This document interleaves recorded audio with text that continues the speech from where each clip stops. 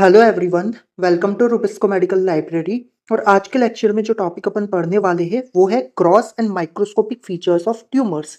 Last lecture में अपन ने tumours की कैरेक्टरिस्टिक्स का टॉपिक स्टार्ट किया था, जहां पे अपन ने तीन कैरेक्टरिस्टिक्स की बात लास्ट लेक्चर में ही कर ली थी। अपन ने rate of growth, cancer phenotype and stem cells और क्लिनिकल फीचर्स लास्ट लेक्चर में देख लिए थे। इसके अलावा अपन ने लास्ट लेक्चर में बिनाइन ट्यूमर और मैलिग्नेंट ट्यूमर्स के बीच में डिफरेंसेस भी देखे थे। तो अगर आपने वो वाला लेक्चर नहीं देखा है तो आप वो वाला लेक्चर देख लीजिएगा, क्योंकि एक इंपॉर्टेंट लेक्चर है। ठीक है, अब आज के लेक्चर में अपन gross and microscopic features of tumour देखेंगे, और इसमें सबसे इंपॉर्टेंट अपने लिए है माइक्रोस्कोपिक फीचर। जो माइक्रोस्कोपिक फीचर्स होंगे उसे अपन टोटल 4 सब हेडिंग्स में देखेंगे। एक तो अपन माइक्रोस्कोपिक पैटर्न देखेंगे, इसके अलावा अपन हिस्टोमॉर्फोलॉजी की बात करेंगे। हिस्टोमॉर्फोलॉजी के अंदर अपन दो सब टॉपिक की बात करेंगे, एक तो डिफरेंशिएशन, तो एक एनाप्लेसिया, और इसके अलावा अपन ट्यूमर एंजियोजेनेसिस और स्ट्रोमा की बात करेंगे, और लास्ट में अपन इन्फ्लेमेटरी रिएक्शन की बात करेंगे। एग्जाम पॉइंट ऑफ व्यू से देखें तो डिफरेंशिएशन और एनाप्लेसिया इंपॉर्टेंट है, इसके ऊपर शॉर्ट नोट आ सकता है। ट्यूमर एंजियोजेनेसिस के ऊपर शॉर्ट नोट आ सकता है, या फिर बेनाइन और मैलिग्नेंट ट्यूमर्स के ग्रॉस फीचर के ऊपर शॉर्ट नोट आ सकता है। ठीक है, चलिए तो अब अपन स्टार्ट करते हैं। सबसे पहले अगर अपन बात करें ग्रॉस फीचर्स की, तो बिनाइन ट्यूमर्स के बारे में अपन ने लास्ट लेक्चर में ये देखा था कि बिनाइन ट्यूमर्स के अंदर रेगुलर मार्जिन्स प्रेजेंट होते हैं। ठीक है, यानी कि ये एनकैप्सुलेटेड होंगे और वेल सर्कमस्क्राइब्ड होंगे और रेगुलर मार्जिन्स इनमें प्रेजेंट होंगे।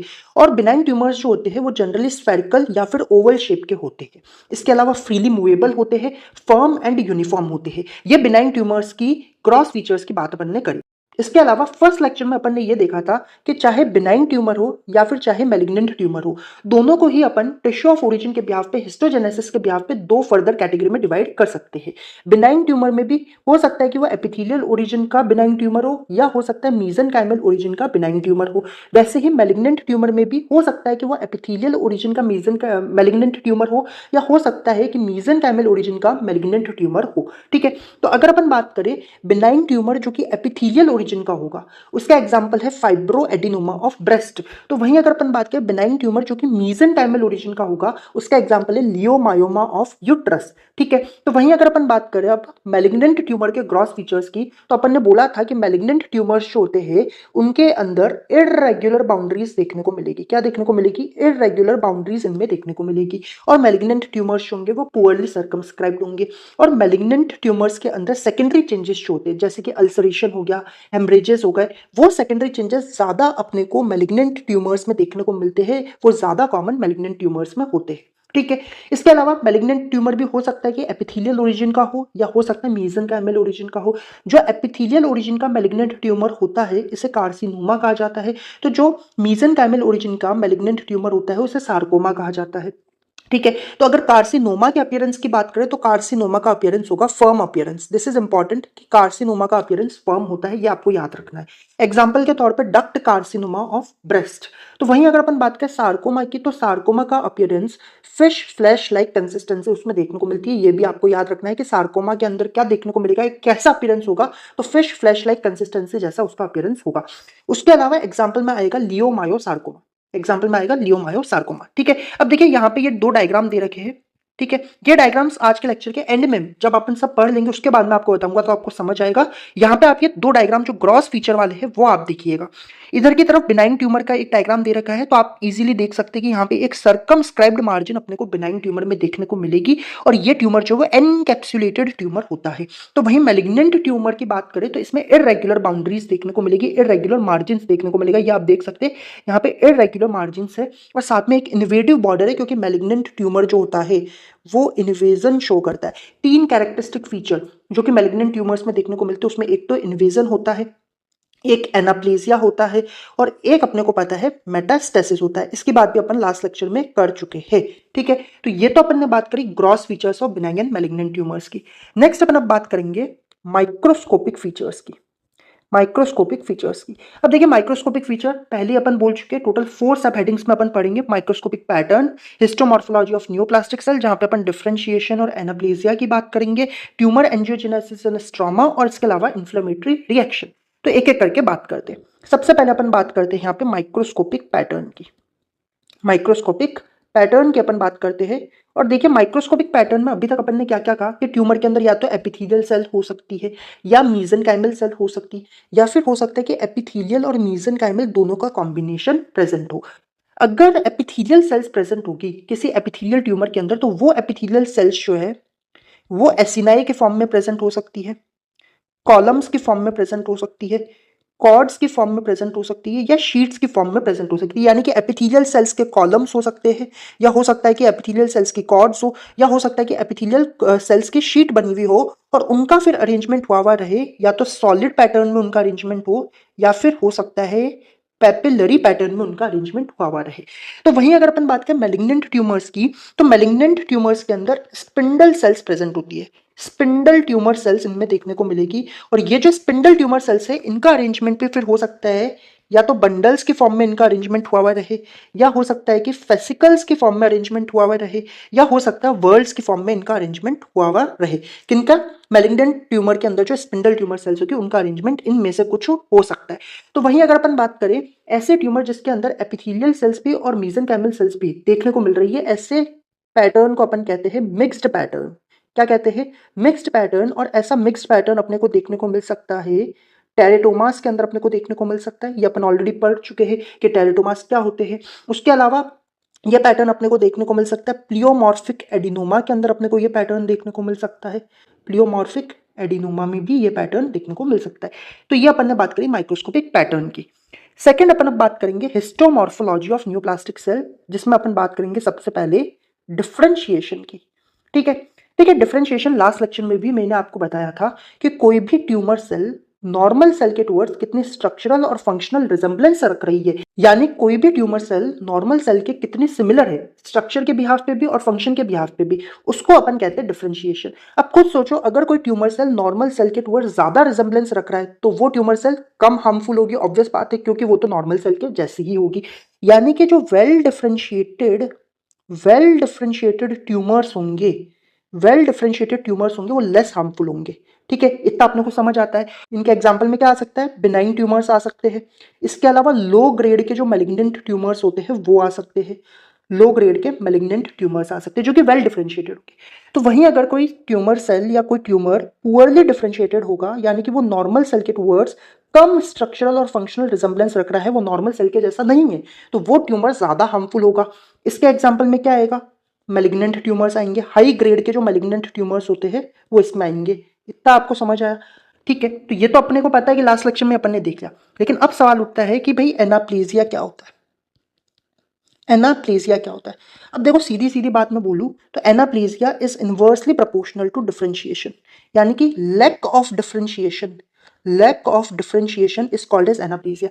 यानी कि कोई ट्यूमर सेल है जो कि नॉर्मल सेल के टुवर्ड्स कोई स्ट्रक्चरल और फंक्शनल रिजेंबलेंस रख ही नहीं रहा, बिल्कुल ही अलग सेल है, या बिल्कुल ही मिनिमल अपन देखें तो स्ट्रक्चरल और फंक्शनल रिजेंबलेंस रख रहा है, और वो ट्यूमर बहुत ज्यादा हार्मफुल हो गया है, इसे अपन कहेंगे एनाप्लेजिया।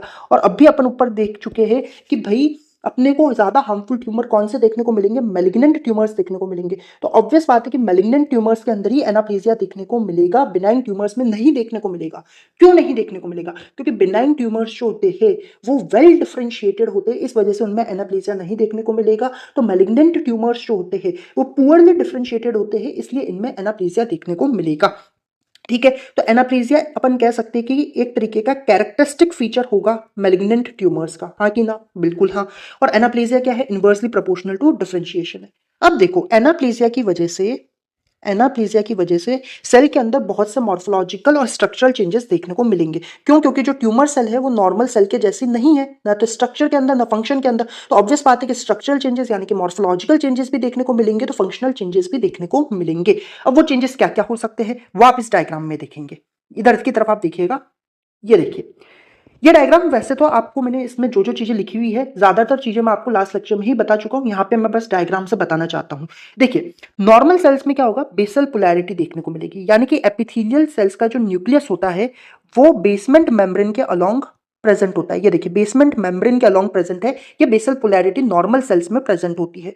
तो वहीं अगर अपन ट्यूमर सेल, इसमें भी अगर अपन बात करें मैलिग्नेंट ट्यूमर्स की जो सेल होगी उसके अंदर ये बेसल पोलैरिटी नहीं होगी। अगर आप ढंग से देखेंगे तो न्यूक्लियस ऊपर की तरफ आ गया है, बेसमेंट मेम्ब्रेन के अलोंग नहीं प्रेजेंट है, तो बेसल पोलैरिटी यहाँ पे नहीं होगी। वहीं अगर अपन बात करें कि जो नॉर्मल सेल्स होती है उसके अंदर प्लियोमॉर्फिज्म नहीं देखने को मिलता है। प्लियोमॉर्फिज्म का मतलब होता है सेल के शेप एंड साइज में जो वेरिएशन देखने को मिलता है, जो शेप एंड साइज में जो वेरिएशन देखने को मिलता है उसे प्लियोमॉर्फिज्म कहा जाता है, वो नॉर्मल सेल में नहीं देखने को मिलेगा। लेकिन मैलिग्नेंट ट्यूमर्स के अंदर ये चीज देखने को मिलेगी, यानी कि हर एक सेल के शेप एंड साइज में वेरिएशन होगा। आप इस डायग्राम में देख भी सकते हैं कि हर एक सेल अपने को अलग अलग शेप एंड साइज की देखने को मिल रही है। हर एक सेल जो है वो अलग अलग शेप एंड साइज की, आप ढंग से अगर देखेंगे तो ठीक है। इसके बाद अगर अपन बात करें कि जो नॉर्मल सेल्स होगी उसमें न्यूक्लियोसाइटोप्लाज्मिक रेशियो लो रहता है। कितना रहता है? तो नॉर्मल जो न्यूक्लियोसाइटोप्लाज्मिक रेशियो होता है वो 1:5 होता है, और ये नॉर्मल सेल्स में देखने को मिलेगा। तो यही जो न्यूक्लियोसाइटोप्लाज्मिक रेशियो होता है वो 1:1 हो जाता है in the case of malignant tumours के सेल के अंदर। और न्यूक्लियोसाइटोप्लाज्मिक रेशियो डिस्टर्ब होता है, इसकी वजह से ही सेल डिवाइड करती है। ये अपन जूनियर क्लासेस से ही पढ़ चुके, तो ये अपने को पता चला। इसके अलावा नॉर्मल सेल्स के अंदर कोई एन आइसोन्यूक्लियोसिस नहीं देखने को मिलेगा, मतलब सारे के सारे न्यूक्लियस अगर आप इस तरफ देखेंगे तो सबका शेप एंड साइज लगभग सेम सा है, यानी कि एन आइसोन्यूक्लियोसिस नहीं है। लेकिन अगर आप मैलिग्नेंट ट्यूमर्स के सेल देखेंगे तो इनमें एन आइसोन्यूक्लियोसिस देखने को मिलेगा, यानी कि जो न्यूक्लियस है उसका भी शेप एंड साइज जो है वो अलग अलग है। अगर आप इस डायग्राम में देखेंगे तो आप समझ पाएंगे कि न्यूक्लियस का भी शेप एंड साइज जो है वो अलग अलग है, उसे अपन एन आइसोन्यूक्लियोसिस कहेंगे। इसके अलावा नॉर्मल सेल्स के अंदर नॉर्मल न्यूक्लियर क्रोमेटिन देखने को मिलता है, जो क्रोमेटिन मटेरियल होगा बिल्कुल नॉर्मल होगा। लेकिन यहाँ पे न्यूक्लियर हाइपर क्रोमेटिज्म देखने को मिलेगा। हाइपर का मतलब ज्यादा और क्रोमेटिज्म का मतलब है कि क्रोमेटिन ज्यादा, तो न्यूक्लियर क्रोमेटिन ज्यादा होगा। क्यों ऐसा होगा? क्योंकि न्यूक्लियो प्रोटीन जो होगा वो ज्यादा होगा। न्यूक्लियो प्रोटीन अगर ज्यादा होगा तो जो क्रोमेटिन होगा वो भी ज्यादा होगा, और क्रोमेटिन अगर ज्यादा होगा तो जो न्यूक्लियस होगा वो डार्क स्टेन्ड हो जाएगा। न्यूक्लियस कैसा हो जाएगा? डार्क स्टेन हो जाएगा, और इस प्रॉपर्टी को अपन कहते हैं न्यूक्लियर हाइपरक्रोमैटिज्म। ठीक है जी। नेक्स्ट अपन बात करें न्यूक्लियलाई चेंजेस की या न्यूक्लियुलर चेंजेस की, तो यहाँ पे तो न्यूक्लियुलर नॉर्मल सेल्स में नॉर्मल रहेगा, लेकिन यहाँ पे जो न्यूक्लियलाई होगा वो प्रोमिनेंट न्यूक्लियलाई अपने को मैलिग्नेंट सेल्स के अंदर देखने को मिलेगा। और इस न्यूक्लियलाई को अपन डेमोन्स्ट्रेट कर सकते हैं न्यूक्लियुलर ऑर्गेनाइजर रीजन से। It can be demonstrated by the nucleolar organiser region. ठीक है। नेक्स्ट अगर अपन बात करें माइटोटिक फिगर की, तो माइटोटिक फिगर जो होंगे वो नॉर्मल सेल में नॉर्मल होंगे, लेकिन यहाँ पे अपने को एबनॉर्मल माइटोटिक फिगर्स देखने को मिलेंगे। अब देखो माइटोटिक फिगर क्या होता है कि जब भी सेल माइटोसिस करती है, जब भी सेल माइटोसिस करती है तो अगर अपन उसको माइक्रोस्कोप के अंदर सेल को देखेंगे तो अपने को माइटोटिक फिगर्स देखने को मिल सकते हैं। जब नॉर्मल सेल माइटोसिस करेगी तो उसके अंदर जो माइटोटिक फिगर देखने को मिलेंगे वो नॉर्मल होंगे। क्यों? क्योंकि वो बाइपोलर होंगे। बाइपोलर का मतलब है कि दो पोल्स ही प्रेजेंट होंगे, और बाइपोलर अगर है तो वो नॉर्मल है। लेकिन जब अपन किसी मैलिग्नेंट सेल्स को देखेंगे, किसी कैंसर सेल को देखेंगे, तो उसके अंदर जो माइटोटिक फिगर्स दिखेंगे वो ट्राइपोलर हो सकते हैं, क्वाड्रीपोलर हो सकते हैं, यानी कि दो से ज्यादा पोल्स देखने को मिलेंगे, और ये एबनॉर्मल है। ये एबनॉर्मल है। ये पता चला कि भाई मैलिग्नेंट ट्यूमर्स के अंदर जो माइटोटिक फिगर्स होंगे उनके अंदर दो से ज्यादा पोल देखने को मिल रहे हैं, इस वजह से वो एबनॉर्मल माइटोटिक फिगर्स होंगे। और माइटोटिक फिगर्स है क्या? जब भी सेल डिवाइड कर रही होगी, माइटोसिस कर रही होगी, तो अपन माइक्रोस्कोप के अंदर सेल को लगा के देख सकते हैं कि उनके अंदर माइटोटिक फिगर्स देखने को मिलेंगे। ठीक है। इसके अलावा देखिए कि नॉर्मल सेल के अंदर कोई भी जाइंट सेल नहीं देखने को मिलेगी, लेकिन जो ये अपनी मैलिग्नेंट ट्यूमर सेल्स होगी इनमें अपने को जाइंट सेल्स देखने को मिलेगी। ट्यूमर जाइंट सेल्स का फॉर्मेशन होगा, और हो सकता है कि ये tumour giant cells multinucleated हो। मल्टी न्यूक्लिएटेड हो यानी कि एक से ज्यादा न्यूक्लियस प्रेजेंट हो। अगर आप ये वाला साइड देखेंगे, इस सेल के अंदर आप देखिए एक से ज्यादा न्यूक्लियस प्रेजेंट है, तो मल्टी न्यूक्लिएटेड जाइंट सेल हो सकती है। या हो सकता है कि एक जाइंट सेल हो, ठीक है, जाइंट सेल हो विद सिंगल लार्ज न्यूक्लियस, की एक ही लार्ज न्यूक्लियस इसमें प्रेजेंट हो, तो मल्टी न्यूक्लिएटेड भी हो सकता है एक ही न्यूक्लियस हो। इसके अलावा जो नॉर्मल सेल होगी उसमें साइटोप्लाज्म बिल्कुल नॉर्मल होगा, लेकिन जो यहाँ पे होगा मैलिग्नेंट ट्यूमर्स की जो सेल होगी उसमें म्यूसिन कंटेंट इंक्रीज हुआ हुआ रहेगा। इसके अलावा नॉर्मल सेल के अंदर क्रोमोसोमल डिप्लॉइडी देखने को मिलेगी, तो यहाँ पे डीएनए एनिप्लॉइडी देखने को मिलेगी। ये क्या होता है ये अभी मैं आपको नीचे समझाऊंगा, कुछ चीजें मैं आपको अभी बताऊंगा वो आपको समझनी है। ठीक है। तो इतना आपको समझ आया कि ये 10 प्रॉपर्टीज एनाप्लीजिया के अंदर आपको लिख के आनी ही आनी है। अगर एग्जाम में क्वेश्चन आता है तो ये 10 प्रॉपर्टीज आपको लिख के आनी ही आनी है। ठीक है। और नॉर्मल सेल और आपको मैलिग्नेंट सेल्स के बीच में डिफरेंसेस इसी तरीके से आप लिख के आएंगे। ठीक है। चलिए नेक्स्ट अपन बात करते हैं बेसल पोलैरिटी में आपको बता चुका हूं, प्लियोमॉर्फिज्म बता चुका हूं, न्यूक्लियोसाइटोप्लाज्मिक रेशियो बता चुका हूं, एनाइसोन्यूक्लियोसिस बता चुका हूं, हाइपरक्रोमैटिज्म बता चुका हूं, न्यूक्लियुलर चेंजेस बता चुका हूं, माइटोटिक फिगर्स भी मैं बता चुका हूं। ठीक है। इसके अलावा ट्यूमर जाइंट सेल्स भी बता चुका हूं। अब आप देखिए यहाँ पे फंक्शनल और साइटोप्लाज्मिक चेंजेस की बात करते हैं। अब जो फंक्शनल चेंजेस होंगे वो हो सकते हैं या तो क्वांटिटेटिव एबनॉर्मलिटीज देखने को मिले, या हो सकता है क्वांटिटेटिव और क्वालिटेटिव एबनॉर्मलिटीज दोनों ही देखने को मिले, या फिर हो सकता है एंडोक्राइन ट्यूमर्स देखने को मिले। क्या क्या मतलब है वो समझते हैं। क्वांटिटेटिव एबनॉर्मलिटी का तो मतलब सीधा सीधा है कि जो भी फंक्शन हो रहा था या कोई भी प्रोडक्ट का अगर सिंथेसिस हो रहा था वो कम होगा, सीधी सीधी बात है। या हो सकता है कि जरूरत से ज्यादा हो जाए, या तो कम हो या बहुत ज्यादा हो जाए, ये क्वांटिटेटिव एबनॉर्मेलिटी है। और ये अपने को जनरली बिनाइन ट्यूमर्स के अंदर देखने को मिलता है, या जो लो ग्रेड के मैलिग्नेंट ट्यूमर्स होते हैं जिनके अंदर डिफरेंशिएशन थोड़ा बेहतर होता है, जो सेल नॉर्मल सेल के जैसी ही लगभग लग रही होती है, उनमें अपने को क्वांटिटेटिव एबनॉर्मेलिटी देखने को मिलता है। जैसे कि मोर या लेस अमाउंट ऑफ कोलेजन बन सकता है benign tumour of fibrous tissue से, हो सकता है कि ज्यादा बने, हो सकता है कम बने, लेकिन दोनों ही चीजें क्वांटिटेटिव एबनॉर्मेलिटी का एग्जाम्पल है। फिर अगर अपन बात करें क्वांटिटेटिव और क्वालिटेटिव एबनॉर्मेलिटी का एग्जांपल क्या होगा, तो आप देखिए कि मल्टीपल माइलोमा के अंदर एबनॉर्मल इम्यूनोग्लोबुलिन्स बनते हैं, वो भी लार्ज क्वांटिटी में। तो लार्ज क्वांटिटी में बन रहे हैं तो क्वांटिटेटिव है, और एबनॉर्मल बन रहे हैं तो क्वालिटेटिव है, कि क्वालिटेटिव एबनॉर्मेलिटी भी देखने को मिल रही है और क्वांटिटेटिव एबनॉर्मेलिटी भी देखने को मिल रही है। ठीक है, नेक्स्ट अपन अब बात करते हैं एंडोक्राइन ट्यूमर्स की। एंडोक्राइन ट्यूमर्स में हो सकता है कि वो जो हार्मोन्स बना रहा था टिश्यू, वो जरूरत से ज्यादा बनाने लगे, जो बना रहा था उससे ज्यादा बना दे। या ये भी हो सकता है कि हार्मोन या हार्मोन जैसा सब्सटेंसेस बनाने लगे which is unrelated to the endocrine gland, वो एंडोक्राइन ग्लैंड से रिलेटेड ही नहीं है। हो सकता है कि हार्मोन ही हो सकता है हार्मोन जैसा सब्सटेंस हो, लेकिन उस एंडोक्राइन ग्लैंड से रिलेटेड वो नहीं है। और इस चीज को अपन क्या कहते हैं, एक्टोपिक हार्मोन प्रोडक्शन कहते हैं। This is important. Ectopic hormone production का मतलब क्या है कि अगर एंडोक्राइन ट्यूमर्स में हो सकता है कि वो ऐसा हार्मोन बनाए या ऐसा हार्मोन लाइक सब्सटेंस बनाए जो कि एंडोक्राइन ग्लैंड से रिलेटेड ही नहीं है, उससे अपन एक्टोपिक हार्मोन प्रोडक्शन कहेंगे। एग्जाम्पल के तौर पर हेपेटोसेल्युलर कार्सिनोमा जो है वो एक्टोपिक एरिथ्रोपाइटिन का सिंथेसिस कर सकता है, क्योंकि एरिथ्रोपाइटिन जनरली कौन बनाएगा, किडनी बनाती है। ठीक है, लेकिन अगर हिपैटिक सेल्युलर कार्सिनोमा के अंदर क्या हो रहा है, एरिथ्रोपाइटिन लीवर बना रहा है, तो ये दिक्कत वाली बात है। ठीक है, इसके अलावा अपन देखिए अब बात करते हैं क्रोमोसोमल एबनॉर्मलिटीज की। क्रोमोसोमल एबनॉर्मलिटीज अपने को मैलिग्नेंट ट्यूमर्स में ही देखने को मिलेगी, और ज्यादातर मैलिग्नेंट ट्यूमर्स जो होंगे वो डीएनए एनिप्लॉइडी शो करेंगे। डीएनए एनिप्लॉइडी का मतलब क्या है कि नॉर्मली अपनी बॉडी के अंदर 23 पेयर्स ऑफ क्रोमोसोम प्रेजेंट होते हैं, यानी कि टोटल 46 क्रोमोसोम प्रेजेंट होते हैं, लेकिन डीएनए एनिप्लॉइडी के अंदर ये क्रोमोसोम का नंबर या तो इंक्रीज हो सकता है या फिर डिक्रीज हो सकता है, यानी कि क्रोमोसोम नंबर के अंदर चेंजेस देखने को मिल रही है। ठीक है, जिसका सबसे इंपॉर्टेंट एग्जाम्पल जो आपको याद रखना ही रखना है वो है फिलाडेल्फिया क्रोमोसोम, जो कि अपने को 95% केसेस में देखने को मिलेगा of the chronic myeloid leukaemia CML, ये अपन पढ़ेंगे हेमेटोलॉजी में फिर से। तो उसके 95% केसेस में अपने को फिलाडेल्फिया क्रोमोसोम देखने को मिलता है। इसमें होता क्या है, तो इसमें ट्रांसलोकेशन होता है। क्या होता है, ट्रांसलोकेशन होता है, जहां पे क्रोमोसोम नंबर 9 का जो लॉन्ग आर्म होगा उसका कोई एक पार्ट होगा, वो पार्ट ट्रांसलोकेट हो जाएगा to the long arm of chromosome number 22। Chromosome number 9 and chromosome number 22 के लॉन्ग आर्म्स के बीच में ट्रांसलोकेशन हो रहा है, 9 से 22 पे जा रहा है, याद रखना है। ठीक है, इसके अलावा अपन देखें और कहां कहां अपने को देखने को मिल सकती है डीएनए एबनॉर्मलिटीज या क्रोमोसोमल एबनॉर्मलिटीज, तो वो बर्केट लिम्फोमा में देखने को मिल सकती है, क्रॉनिक माइलॉइड ल्यूकेमिया में भी देखने को मिल सकती है। ठीक है, अब ये यहाँ पे दो डायग्राम्स दे रखे हैं।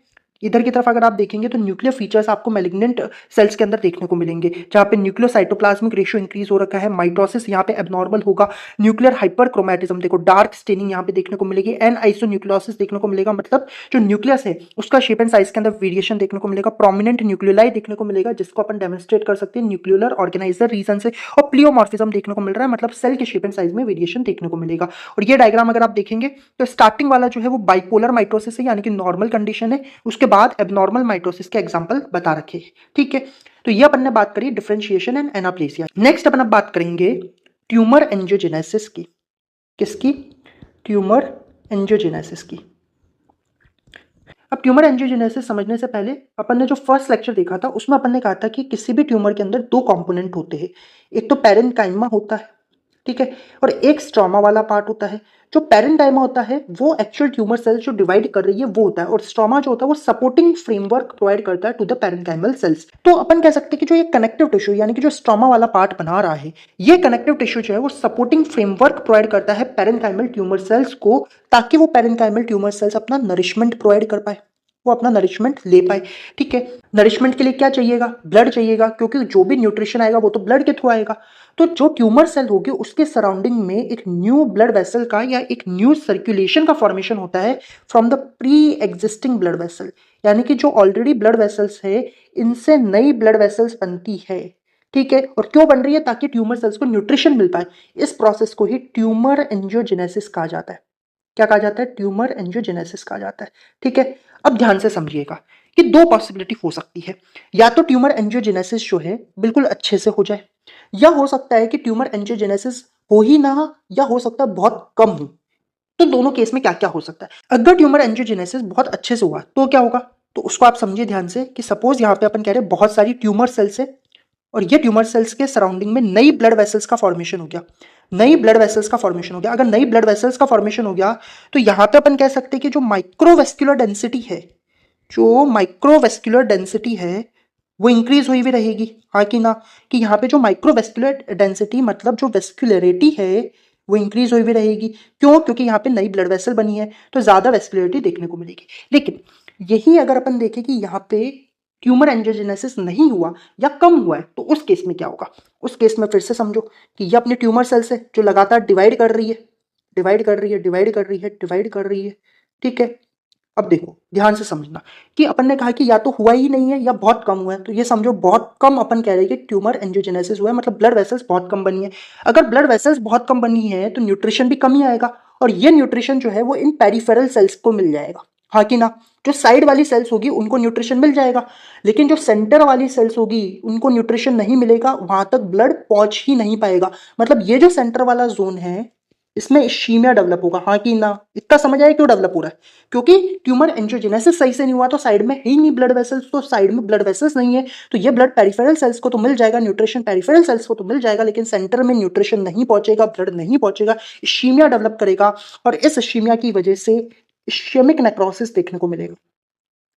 इश्केमिक नेक्रोसिस देखने को मिलेगा और सेंटर में हो रहा है, इसलिए अपन इसे कहेंगे central ischaemic necrosis. This is very important, आपको पता होना चाहिए ट्यूमर एंजियोजेनेसिस का कॉन्सेप्ट।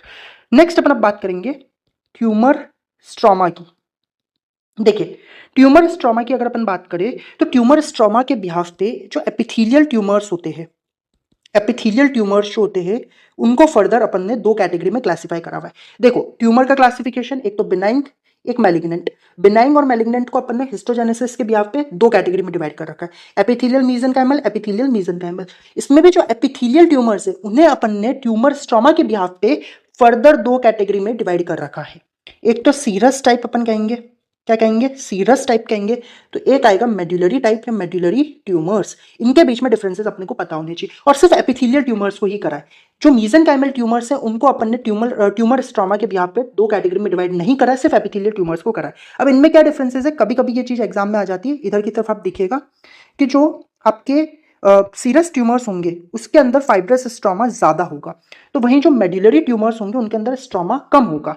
अब देखो फाइब्रस स्ट्रोमा ज्यादा होगा तो यहाँ पे जो ट्यूमर सेल्स होगी वो फाइब्रोब्लास्ट को स्टिमुलेट करेगी और फाइब्रोब्लास्ट को अगर स्टिमुलेट करेगी तो कोलेजन जो होगा वो ज्यादा बनेगा और कोलेजन का बहुत ज्यादा डिपोजिशन हो जाएगा और उस चीज को कहा जाता है डेस्मोप्लेसिया।